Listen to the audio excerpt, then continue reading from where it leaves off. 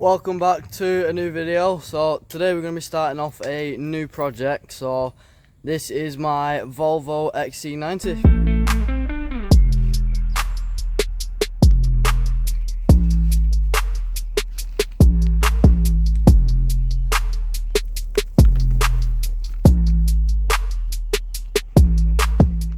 So this is the Volvo Xc90. So we've actually bought this car to replace my mum's old car, so we are going to be keeping this one. But yeah, we bought it for just over £3,000. It was alright until the drive home, and I noticed there's a slight fault with the engine. So I plugged it in with the OBD reader, and that is saying the swirl actuator. So I'll put a picture on the screen now of what the OBD reader was saying, but basically there's supposed to be a little linkage arm on there, so the engine's not getting the correct amount of airflow. So that is the only big fault really that I've come across, so that's what I'm going to start with. But yeah, going to start with that and give that a go. But it is like 30 degrees out here, I'm absolutely sweating, but yeah, we'll see how it goes.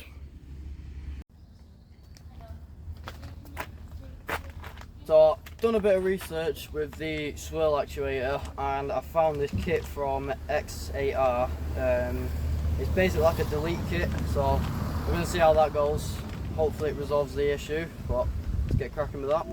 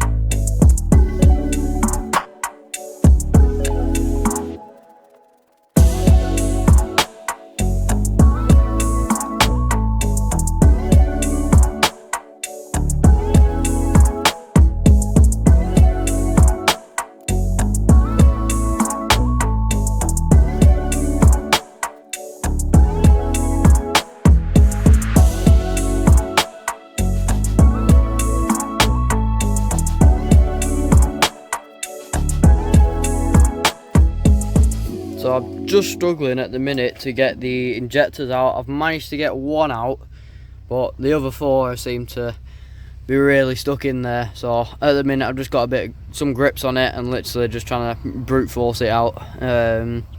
So bit of a nightmare, but we'll see how that goes. Once they're out, we should be able to lift the manifold off and that then. So carry on going. A few moments later. So finally managed to take the injectors out now, so it was quite stuck in there. I managed to borrow a little tool that basically acts like a little handle that screws into the diesel line. But yeah, sprayed it with WD-40 and then just wiggled it around, and I was managed to pull them out then. But yeah, we've took the inlet manifold off, and as you can see, this is our problem. So the little linkage arm that went on there is obviously come off, which now all these little valves here have been stuck closed, and every single one of them has just got a ton of soot build up on them. Same as the boost pipes. I don't know if you can see that, but literally it's absolutely full of it. And same again, it's just covered everywhere. So the plan now, literally remove all this and then we can put the delete kit in. But I definitely need to go around and clean everything as much as I can, basically try and get rid of as much of this soot build up as I can. Which again, I borrowed another tool to basically clean all inside there for the injectors and everything like that. So I probably start with that, put the delete kit on, and then we've got a new gasket as well for this, so we'll replace that, and obviously try and clean this up a bit as well, because again that's full of soot. And then once everything's nice and clean, we can start by building it all back up again, throw the injectors in, put everything back together, and see how it runs. But I definitely think it'll run a lot better than what it were, because like I say, these are completely stuck closed, and the amount of build up that's on it is definitely no good for it. So get cracking with that, and then I think give it a little service, and yeah, that's pretty much it. Should be good to go then.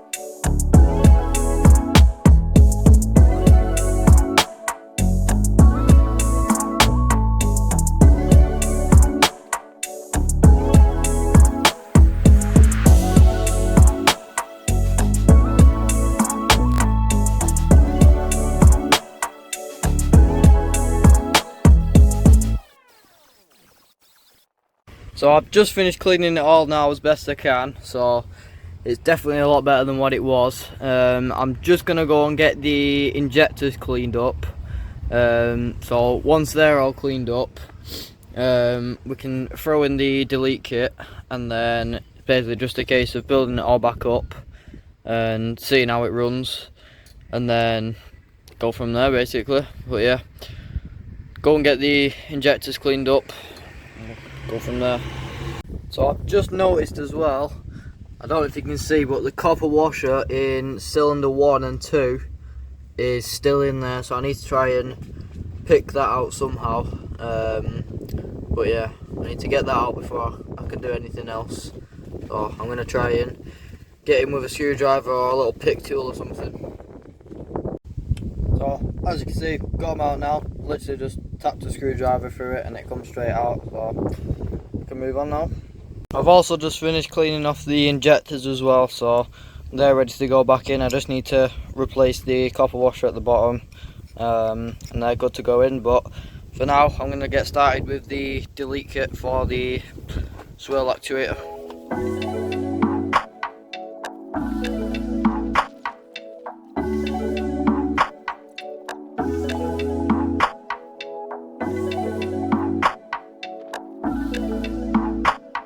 So that's it, the delete kit is all in now, so nice and simple. So that is literally it. You can start rebuilding it back up now. So I'll put that in a time lapse, so let's go.